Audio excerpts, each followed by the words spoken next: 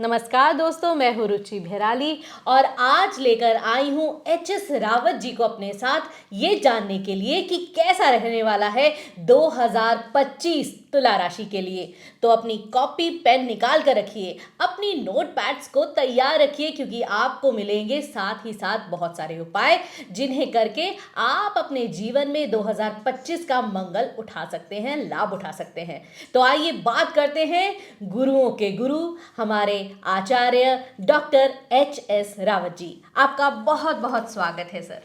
धन्यवाद रुचि जी, बहुत बहुत धन्यवाद आपका। तो हम ये जानना चाहते हैं कि कैसे रहने वाला है आगे का साल यानी 2025। 2024 तो अब जाने को है, टाटा बाय बाय। अब आगे का जो नया है 2025 है वो तुला राशि के लिए क्या लाभ लेकर आ रहा है, क्या संकेत हैं, इस बारे में कुछ हमारे दर्शकों को बताइए। बिल्कुल, बहुत बहुत धन्यवाद रुचि जी। सबसे पहले मैं अपने दर्शकों को 2025 की हार्दिक शुभकामनाएं देता हूं। आपके लिए 2025 बहुत शुभ रहे। हमेशा से 25-30 साल से हम लगातार आपको वार्षिक राशिफल देते हैं, आपका बहुत बड़ा प्यार मिलता है और आप बोलते हैं कि गुरुजी हमारे साथ वही सटीक हुआ।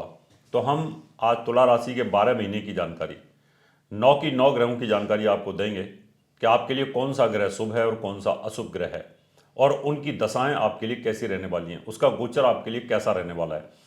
बड़े बड़े जो प्लैनेट होते हैं वो कहीं ना कहीं आपके लिए बहुत ज़्यादा लाभ देते हैं। इसी श्रृंखला में आज हम तुला राशि की जानकारी देंगे। तुला राशि का स्वामी होता है शुक्र।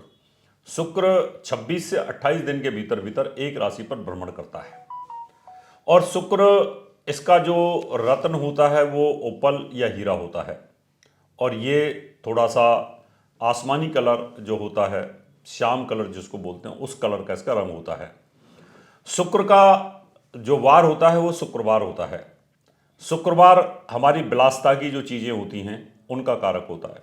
यानी आपको नई गाड़ी चाहिए तो शुक्र देखना होगा, नया मकान चाहिए तो आपको शुक्र देखना पड़ेगा, आपको घूमना फिरना है, आपको फिल्म इंडस्ट्री में जाना है, आपको सीरियल में काम करना है, आपको टीवी में आना है, आपको मीडिया में आना है, आपको फैशन डिजाइनिंग का काम करना है, ज्वेलरी डिजाइनिंग का करना है, आपका बुटीक का काम है, आपका होटल मैनेजमेंट का काम है, आपको ट्रैवल टूर का काम करना है, फोटोग्राफी का काम करना है, या आपको एयर होस्टेज बनना है। तो ये जितने भी फैशनेबल चीज़ें हैं ये सब शुक्र के अधीन आती हैं। तो आप अगर शुक्र के अधीन हैं तो 2025 आपके लिए कैसा रहेगा और कौन कौन से ग्रह आपको सपोर्ट करेंगे ये जानकारी मैं आपको देता हूं। सबसे पहले आपको बताएंगे कि तुला राशि, इसका स्वामी जो शुक्र है, इसका एजुकेशन और मकान सुख साधन का स्वामी शनि है। शनि इसका मित्र ग्रह होता है। तो एजुकेशन की जिम्मेवारी तुला के अंदर शनि के पास होती है। शनि एडवोकेट भी है, शनि डॉक्टर भी है, शनि आयुर्वेद का भी है, शनि जज भी है और शनि कहीं ना कहीं केमिकल इंडस्ट्री से जुड़ा हुआ भी होता है और साथ में ये एडवोकेट भी है। और लकी जो प्लैनेट है इसमें बुध होता है और बुध 18 दिन में बहुत फास्ट गति से भाग्य को बदलता रहता है। तो तुला वालों का भाग्य बड़ी जल्दी जल्दी पलटता रहता है।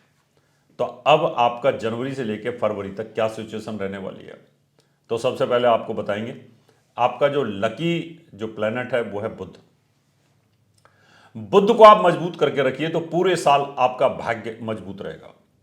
बुध भाग्य से पैसा देता, अचानक धन से लाभ देता। शेयर बाजार का काम करते हैं तो आपको बहुत ज़बरदस्त लाभ मिलेगा।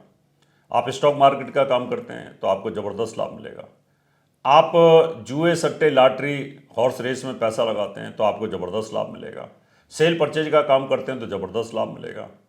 अगर आप कमीशन का काम करते हैं, दलाली का काम करते हैं, रियल एस्टेट का काम करते हैं, गाड़ियों की दलाली का काम करते हैं, सेल परचेज किसी भी चीज़ की करते हैं तो आपको बहुत ज़बरदस्त लाभ मिलेगा। डिस्ट्रीब्यूशन का काम करते हैं, एजेंसीज आपके पास हैं तो आपको पूरे साल बुध अच्छा फल देता रहेगा। लेकिन आपको एक शर्त माननी होगी, आपको पन्ना नग इस छोटी उंगली में पहन के रखना है। हरे कपड़ा आपको पहन के रखनी है ज़्यादा, या हरी कैप पहन के रखनी है, या हरे रंग का रुमाल भी आपको पहन करके रखना होगा। इससे ज़बरदस्त आपको लाभ मिलेगा।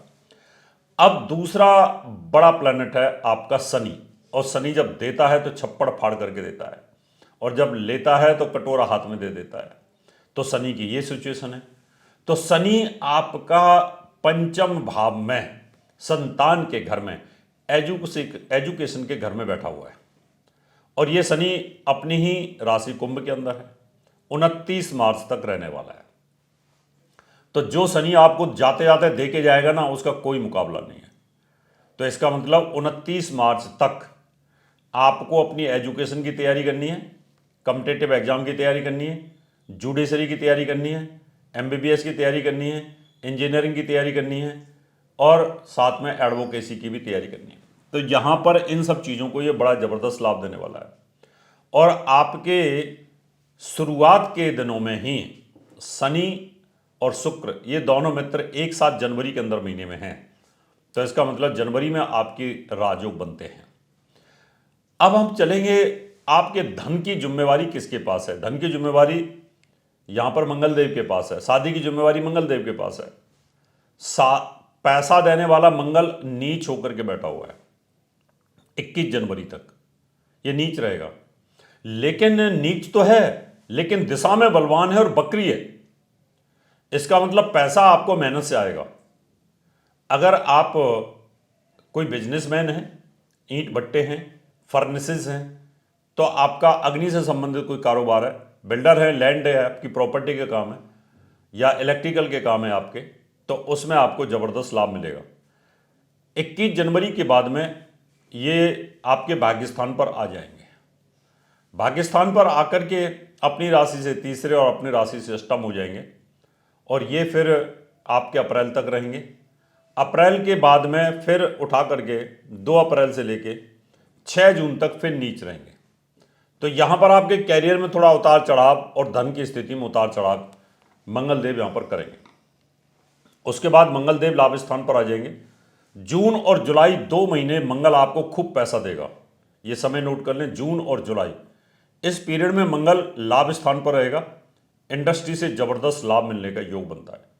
और उसके बाद अंत में अक्टूबर, नवंबर और दिसंबर, ये 3 महीने भी मंगल आपको बहुत पैसा देने वाला है। शादी के योग मंगल कराएगा, लेकिन कुल्ली मिला के आपको शादी करनी पड़ेगी।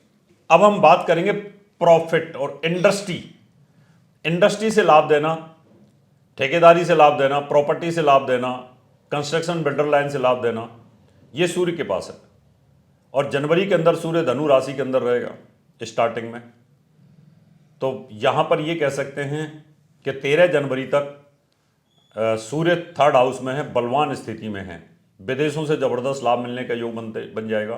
फिर मकर संक्रांति आ जाएगी और मकर संक्रांति से फिर आपका अच्छा पीरियड दोबारा से शुरू हो जाता है और बहुत ही शानदार सूर्य उत्तरायण में आ जाएंगे। उत्तरायण में आने के बाद में अब हम बात करते हैं कि उत्तरायण में कब अच्छा फल देने वाले हैं, तो समय नोट कर लें। 13 अप्रैल से लेकर 14 मई के बीच में सूर्य उच्च अवस्था में रहने वाला है।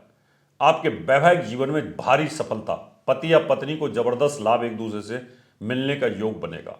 और फिर उसके बाद में 16 अगस्त से लेकर 16 नवंबर तक के बीच में, 16 सितंबर के बीच में आप लाभ स्थान के अंदर सूर्य महोदय रहेंगे, तो इंडस्ट्री से जबरदस्त लाभ आपको मिलेगा।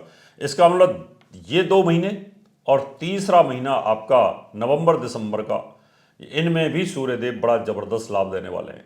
इसका मतलब सूर्य के 3 महीने बहुत जबरदस्त हैं, मंगल के लास्ट के अक्टूबर, नवंबर, दिसंबर के जबरदस्त महीने हैं और शनि देव के पहले 3 महीने बहुत अच्छे हैं। अब देवगुरु बृहस्पति तुला लगन के अंदर बहुत अच्छा फल नहीं देते, लेकिन फिर भी मृत्यु स्थान से ये निकल जाएंगे 14 मई को। और 14 मई के बाद सूर्य देवगुरु बृहस्पति आपका भाग्योदय करेंगे और साथ में फिर ये अक्टूबर और नवंबर में उच्च अवस्था में रहने वाले हैं, अतिचार गति के अंदर। यहां आपको नई खुशखबरियां मिलने का योग बनता है। तो ये पूरे महीने का आपका वार्षिक राशिफल रहा। इसके अंदर आपको एक ओपल हमेशा पहन के रखना है, एक पन्ना हमेशा पहन के रखना है और आप नीलम भी पहन सकते हैं। एक ये 3 स्टोन पहनने हैं, पन्ना छोटी उंगली के अंदर पहनना है, यहाँ रिंग फिंगर के अंदर ओपल पहन सकते हैं और इसमें नीलम पहन सकते हैं। मित्रों, नए साल की शुभकामनाओं के साथ, 2025 की शुभकामनाओं के साथ आपको बहुत बहुत बधाई। तो देखा आपने कि कैसे 2025 तुला राशि के लिए कितना शुभ रहने वाला है।